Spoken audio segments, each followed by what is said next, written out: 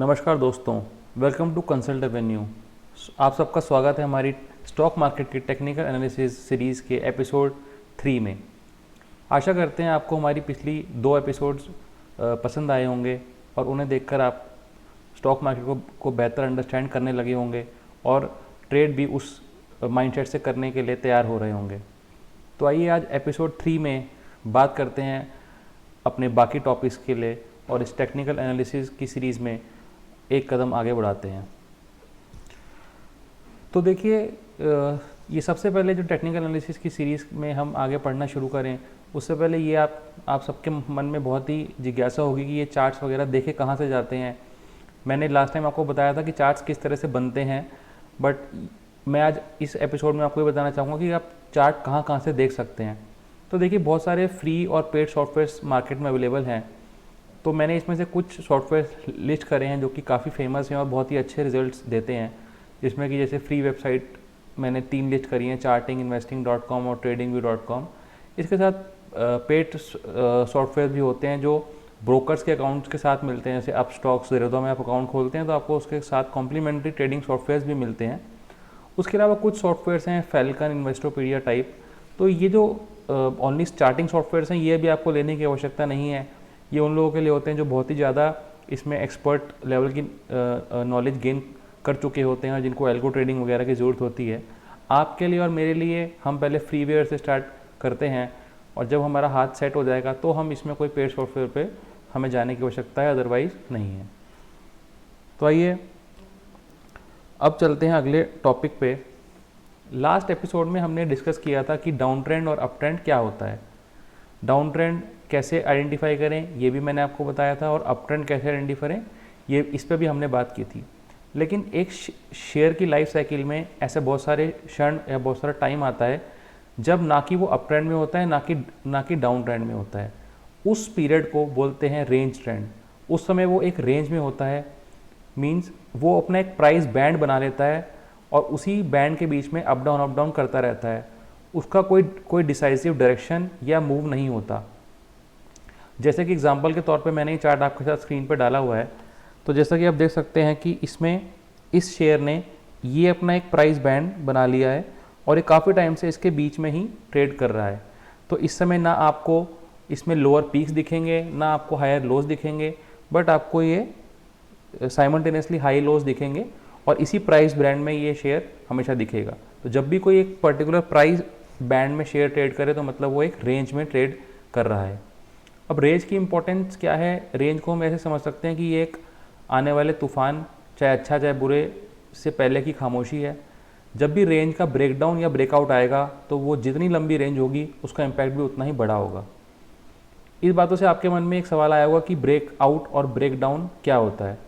तो आइए इसके साथ ही मैं आपको समझाता हूँ कि ब्रेकआउट और ब्रेकडाउन का क्या मतलब होता है।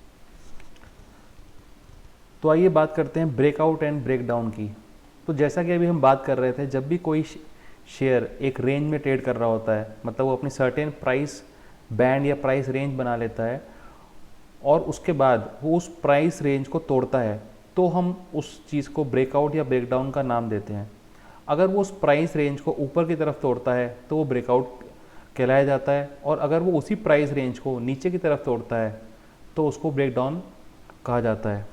जैसे कि हमने अभी ये चार्ट देखा था रेंज का, तो इस चार्ट में अगर ये प्राइस इसको ऊपर की तरफ यानी इस तरफ काटता है तो इसको हम ब्रेकआउट का नाम देंगे, और यही प्राइस अगर इसको नीचे की तरफ काटता है तो हम इसको ब्रेक डाउन का नाम देंगे। ब्रेकआउट या ब्रेक डाउन का मोमेंटम क्या रहेगा, मोमेंटम कितना रहेगा, ये डिपेंड करता है कि रेंज कंसोलिडेशन प्राइस की कितनी बड़ी है। मतलब अगर आपका प्राइस रेंज में काफ़ी लंबी अवधि से चल रहा है और उसके बाद ब्रेकआउट आया है तो उसका मोमेंटम भी अच्छा खासा लंबा रहेगा। और अगर आपका रेंज, जो प्राइस रेंज में जो चल रहा है, रेंज में कंसोलिडेशन चल रहा है, वो अगर कम टाइम के लिए रहा है, लेट्स सपोज 1 महीने के लिए रहा है, तो उसका मोमेंटम भी कम आएगा, यानी कम टाइम के लिए आएगा। सो ब्रेकडाउन और ब्रेकआउट का जो भी मोमेंटम है वो ये डिपेंड करता है कि वो किस रेंज को तोड़ के ब्रेकआउट हुआ है या किस रेंज को, कितने टाइम की रेंज को तोड़ के उसका ब्रेकडाउन हुआ है। तो ये था कंसेप्ट ब्रेकआउट और ब्रेकडाउन का। तो आइए इसके बाद हम एक बहुत ही सबसे इम्पोर्टेंट जो थ्योरी है और सबसे सिंपल जो थ्योरी है टेक्निकल एनालिसिस की, उस पे आते हैं। वो है डाउ थ्योरी। तो डाउ थ्योरी बहुत ही मानी हुई थ्योरी है, ये ऑलमोस्ट एक्यूरेट थ्योरी है, इसमें किसी को भी कहीं भी कोई त्रुटि या मिस्टेक नहीं दिखी है। इसको बहुत लोग और ऑलमोस्ट सारे टेक्निकल एनालिस्ट जो हैं वो फॉलो करते हैं। ये चार्ल्स डाउ ने थ्योरी दी थी काफ़ी साल पहले। तो बेसिकली डाउ थ्योरी क्या बोलती है, ये पहले मैं आपको पढ़ के बताता हूँ, फिर इसको आसान भाषा में समझ लेंगे। So Dow theory predicts that a price is in upward trend if one of its average advances above a previous important high. आसान भाषा में बोलें तो a trend will continue unless it breaks a major level in upward और downward direction. तो जो Charles डाउ हैं वो अपनी थ्योरी के साथ एक बहुत सिंपल सी चीज़ कहना चाहते हैं कि प्राइस, एक शेयर का प्राइस जिस भी डायरेक्शन में चल रहा है, चाहे वो अपवर्ड डायरेक्शन में हो या वो डाउनवर्ड डायरेक्शन में हो, वो उसी डायरेक्शन में चलता रहेगा अनलेस एंड अनटिल उसका रिवर्सल आए। मीन्स ऐसे कोई हालात पैदा हो जाएं या ऐसा कोई मूविंग एवरेज का साइन आए या कोई भी हमको सिग्नल आए जिससे पता लगे कि अब ये रिवर्सल हो जाएगा, या उसने सपोर्ट तोड़ दिया, या अगर डाउनवर्ड में चल रहा है तो उसने रेजिस्टेंस ब्रेक कर दिया। तो अनलेस एंड अनटिल कोई भी हमको सिग्नल मिलता है जिससे कि हमें रिवर्सल का पता लगता है, तब तक हमें यह मानना चाहिए कि अगर एक शेयर अपवर्ड डायरेक्शन में मूव कर रहा है तो वो बढ़ता ही जाएगा, बढ़ता ही जाएगा। तो आइए समझते हैं डाउ थ्योरी को एक एग्जांपल के माध्यम से, ताकि आपको बेटर क्लैरिटी आ सके। तो जैसा कि आप देख रहे हैं, मैंने स्क्रीन पे एक चार्ट आपके सामने शेयर करा हुआ है। तो ये आप लोग आइडेंटिफाई कर पा रहे होंगे कि ये जो शेयर है अप ट्रेंड में है, क्योंकि ये बना रहा है a series of higher lows. तो जब एक लो पिछले लो से हायर बनता है तो उस सीरीज़ को हम अप ट्रेंड बोलते हैं। ये हमने लास्ट वीडियो में पढ़ा था। अब जो डाउ थ्योरी क्या बोलती है कि अगर एक अप ट्रेंड में शेयर है तो वो अप ट्रेंड में ही रहेगा अनलेस की रिवर्सल साइन शो हो। तो जैसा कि आप देख रहे हैं, इसमें कोई भी रिवर्सल साइन अभी तक शो नहीं हो रहा। ये जो मार्क बन रहे हैं इसके लोज के, ये पिछले से हायर हैं, इसलिए ये अप ट्रेंड में ही है। तो डाउ थ्योरी के हिसाब से रिवर्सल का साइन कब माना जाएगा? सपोज कि ये इसने लो बनाया, इसके अगला लो जो इसका बना, ये ऊपर ना जाके इस लाइन को, जो इसका लास्ट लो का हाईएस्ट पॉइंट है, जैसे ही इस पॉइंट को तोड़ेगा या प्राइस इससे नीचे जाएगा तो हमें अपनी पोजीशन रिवर्स करनी चाहिए। और सिमिलरली अगर हम इससे ऊपर चलें तो इस टाइम पीरियड पे जब तक ये अमाउंट, ये प्राइस इस वाले लाइन को या इस वाले प्राइस बैंड को नहीं तोड़ता, तब तक हमें तेज़ी की पोजीशन यानी अप ट्रेंड में ही रहना चाहिए।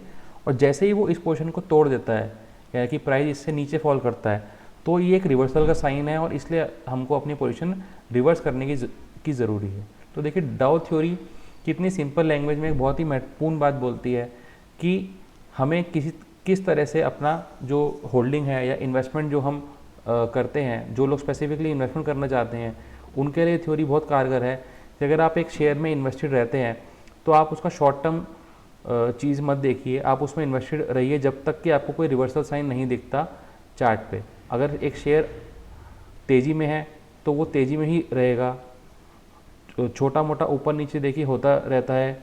कोई भी शेयर बिल्कुल स्टीप अपसाइड या स्टीप डाउनसाइड नहीं दिखाता, बट थोड़े बहुत वेरिएशन के साथ अगर एक शेयर अल्टीमेटली अप ट्रेंड में है तो वो अल्टीमेटली अप ट्रेंड में ही रहेगा जब तक कि उसको कोई रिवर्सल का साइन नहीं दिखता। इसमें एक बात और ध्यान रखने की है कि जो डाउ थ्योरी है वो कभी भी शॉर्ट टर्म में कारगर नहीं होती। मतलब अगर आप 15 मिनट के चार्ट देखेंगे या 30 मिनट का जो कि शॉर्ट टर्म ट्रेडिंग के लिए चार्ट होते हैं, उसमें डाउ थ्योरी एप्लीकेबल नहीं रहती। डाउ थ्योरी को अगर आप देखें तो आप तब देखें जब आप लंबी अवधि के लिए ट्रेड कर रहे हो या इन्वेस्ट कर रहे हो। तो जैसे ये जो चार्ट मैंने दिखाया ये डेली चार्ट है और ये कम से कम 4 से 5 साल का चार्ट है। तो ऐसे चार्ट या ऐसी अवधि के चार्ट जब आप देखें तभी डाउ थ्योरी को अप्लाई करें और इसके बेसिस पे आप अपना ट्रेड लें। तो ये था हमारा स्टॉक मार्केट की टेक्निकल एनालिसिस सीरीज़ का एपिसोड 3। इसमें हमने कुछ जनरल बातें करी हैं। इसमें मैंने आपको चार्टिंग के सॉफ्टवेयर बताए जिसमें आप जिससे चार्ट देख सकते हैं, और हमने एक बहुत ही इंपॉर्टेंट थ्योरी डाउ थ्योरी के बारे में बात करी है। अब आने वाली जो हमारा एपिसोड है उसमें हम बात करेंगे ये कुछ चार्ट पैटर्न्स की, जैसे कि कुछ मैंने करें double top, double bottom, head and shoulder, inverted head and shoulder and so on. तो आशा करते हैं हमारी वीडियो आपको पसंद आई होगी और आपको इससे अपनी ट्रेडिंग में फ़ायदा ज़रूर हो रहा होगा। अगर आपको हमारी वीडियो अच्छी लगे तो कृपया हमारे चैनल को लाइक एंड सब्सक्राइब कीजिए। हम इसी तरह से आपके लिए स्टॉक मार्केट से रिलेटेड सीरीज़ हर हफ्ते दर हफ्ते लाते रहेंगे। धन्यवाद।